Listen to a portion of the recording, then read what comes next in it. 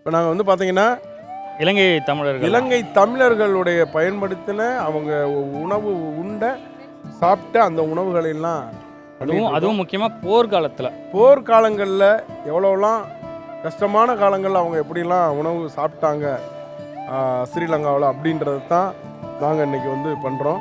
ஆமாம். இதில் இப்போ பண்ணுறது நீங்கள் பார்க்குறது வந்து பார்த்தீங்கன்னா முருங்கைக்கீரை கஞ்சி. ஆமாம். இந்த முருங்கைக்கீரை கஞ்சி வந்து இந்த போர்க்காலங்களில் அவ்வளோ கஷ்டத்தில் அவங்க சாப்பிட்ட ஒரு உணவு. இது வந்து மாசி சம்பல்னு சொல்லுவாங்க.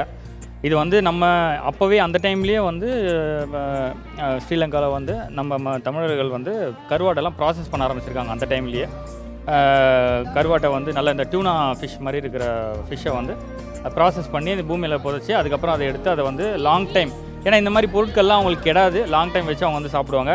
இந்த மாதிரி நிறைய உணவு இருக்குது, ராகி இருக்குது, இந்த மாதிரி நிறைய உணவு இருக்குது, நிறைய அவங்க வந்து வச்சு சாப்பிட்ருக்காங்க. ஸோ இதெல்லாம்